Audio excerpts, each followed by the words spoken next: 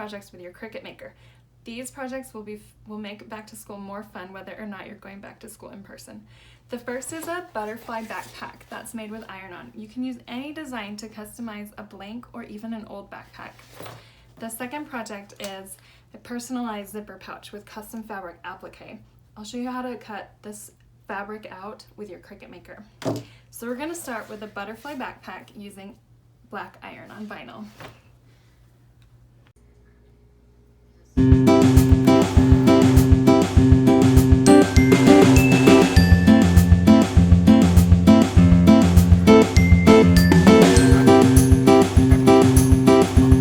Okay, once you have cut your butterflies with your machine, use your weeding tool to weed out the background of the butterflies.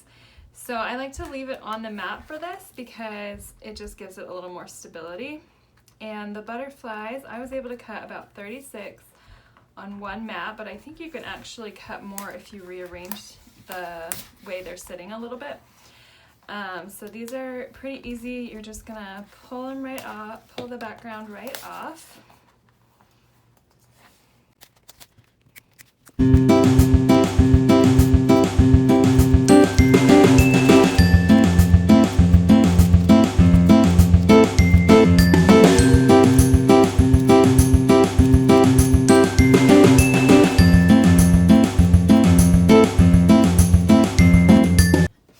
Done weeding, you can peel the whole sheet off of the mat. And then we're going to cut the butterflies to separate them. Just because this way we can decide the placement better on the backpack, because we're going to want them flying kind of in different directions. Will make it a little bit more fun.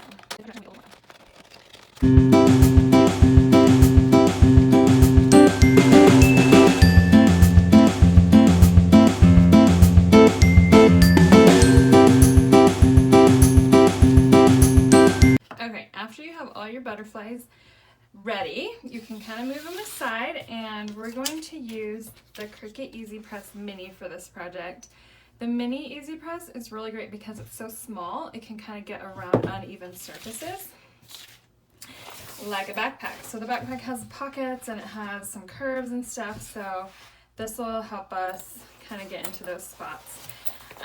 So I'm going to start, now this is a polyester backpack, so I'm going to use the lowest heat setting.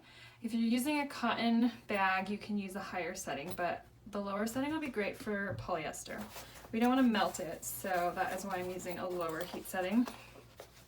Okay, so what I'm going to do with this is kind of arrange the butterflies going up and out, sort of like a swarm of butterflies. And I'm just going to do one by one as I go. That way I can kind of make sure I'm getting them each heat and then moving on to the next one. So I'm going to use the EasyPress Mat too, because it helps give you a more surface, especially when you're using a weird shaped thing like this. So I'm going to stick it in, my EasyPress Mat is in there, and then I'm just going to give this a little bit of heat and then put my first butterfly on. Like that, and then I'm going to press it down. Now this one doesn't have a timer, but just about 30 seconds should be good. And you can apply some pressure. Okay, so now with uneven surfaces like this, I find it's best to use one of these braying tools to really get the pressure to make sure your design is sticking. Because sometimes if it's not an even surface, it's not even gonna feel the heat and it's not gonna stick. So I like to do that, and then I'll give it a little more heat. For these butterflies, the parts that you're gonna have to focus on are the antenna and this little piece at the bottom. Because they're so small, it's gonna be a little harder. So this butterfly is in Design Space. If you search butterfly, it'll come up. And I made it about 1.6 inches across, and I like that size. If you're using a bigger backpack though, you can always make it a little bigger.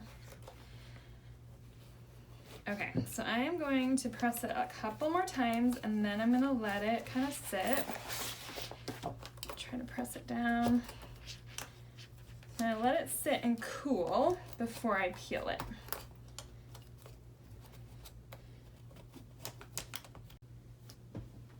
Okay, so after it's cooled, you can peel off this plastic and then put a little piece of scrap cotton over it and press it again, just to get down those little edges to make sure they're good.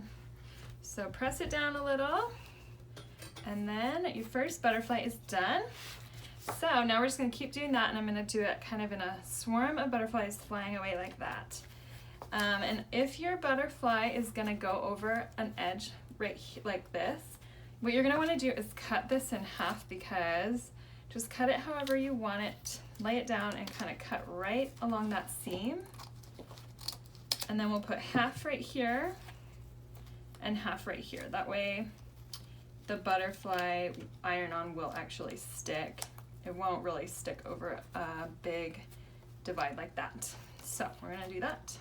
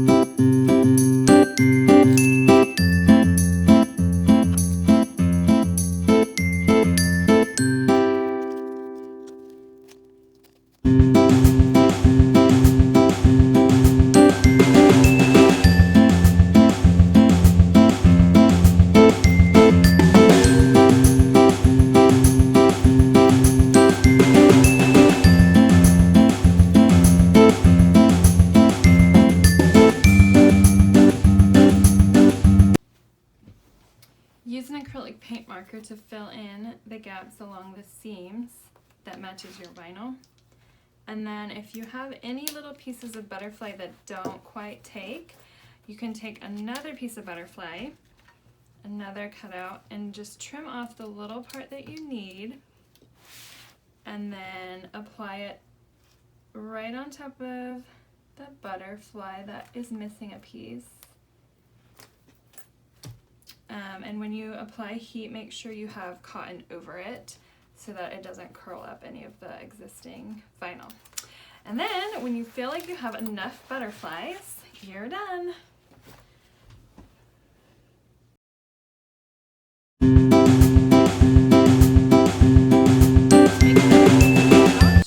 We are going to need a fabric for the applique. This is Heat and Bond Ultra. This is the backing that we're going to put on the fabric to make it a fusible fabric. The Ultra one comes in a red package, and it is the easiest to use, I think. And then we'll need a fabric cutting mat for the Cricut Maker. And we are going to use the EasyPress. This is the 6 by 9 inch one. You can really use any size for this, but I like this one for zipper pouches because it is a good size for it. And then we'll use the Cricut EasyPress Mat. So I'm going to set this aside now. I made this zipper pouch and I lined it with this same fabric that I'm going to use for the applique, but you can also purchase online. Just make sure if you're purchasing a pre-made zipper pouch, I prefer cotton ones because when you're using the EasyPress to apply things, the polyester can melt. So go for cotton if you can. Okay, so the first thing we're going to do is apply the Heat and Bond to the back of this fabric. Now my applique is going to be about this big, so I need about 7 or 8 inches of fabric. So I'm gonna just cut it from the side here.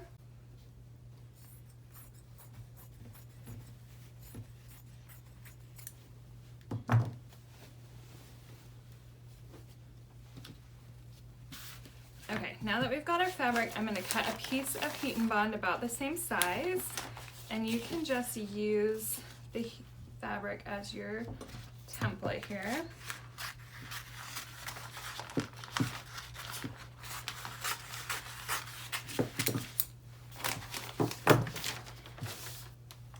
Alright, now we're going to apply the heat and bond to the fabric. If you have your EasyPress out already, you might as well just use that. Typically you would use an iron, but the EasyPress works great. Okay, so I'm gonna press this first just to give me a flat surface with the fabric and to heat it up a little. The heat and bond has 2 sides. This is a paper backing, and the other side has a bumpy glue that you can kind of see on there. So put the bumpy glue side down, and then we're gonna apply heat to it until it sticks. It doesn't take a lot of heat for this to stick. Okay, so now we're just gonna let it cool a little so that the glue dries.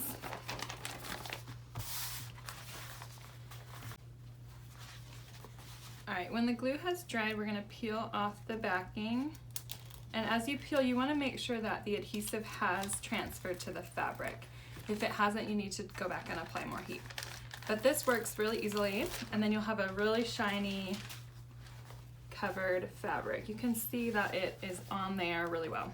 Okay, so when we put this on the Cricut fabric mat, the pink one, you want to make sure that you're putting the adhesive side up, because if it sticks to the mat, it will be really hard to get it off. Okay, so we're gonna put this on here and flatten it down.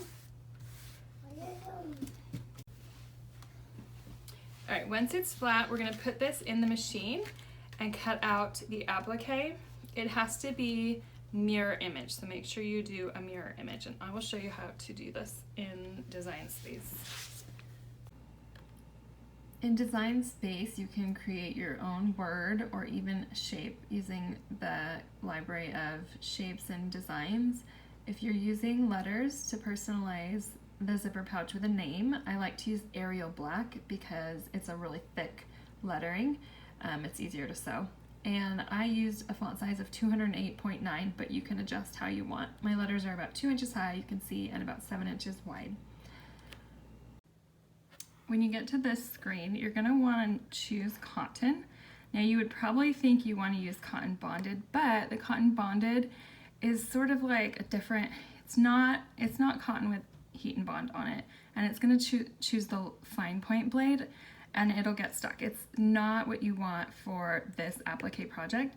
So you're going to choose cotton, and then because there is a layer on it, you're going to choose more pressure, and this should work pretty well for you. And you see that it chooses the rotary blade.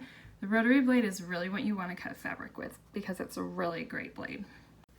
So we're going to load the rotary blade, and then we'll load the fabric that is backed with heat and bond.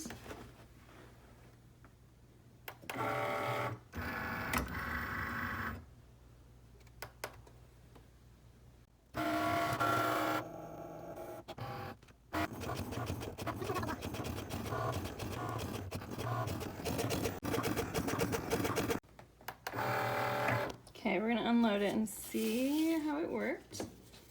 All right, so the corners might need a little bit of scissors, but yeah, worked pretty well. So the rotary blade does a really great job, and it gets you a really clean cut on the applique.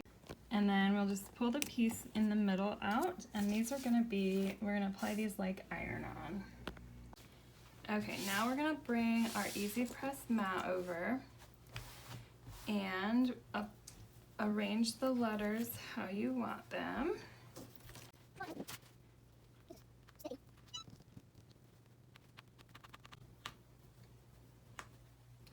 When you have an arrangement you'd like, use the EasyPress to heat the backing and it'll stick to the pouch.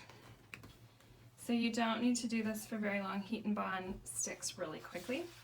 And then we're gonna bring our sewing machine and outline the letters. You're gonna wanna pick a thread that matches your applique fabric so that you can't see it as much. So I'm gonna replace that in my machine, and then we'll start sewing the applique letters to the zipper pouch. All right, you're gonna open your zipper pouch and put it over the machine so that you are not sewing through the whole zipper pouch. But we're still gonna sew through the lining and the outside of the zipper pouch. All right, so you're gonna use a regular stitch length for this, which is about 2.5 millimeters. And just find a place to start and do about 1/8 inch from the edge of the applique. And when you get to a corner, leave your needle in the project and pivot. This will be a little tricky with a zipper pouch, but you can do it. The bigger zipper pouch you have, the easier it'll be.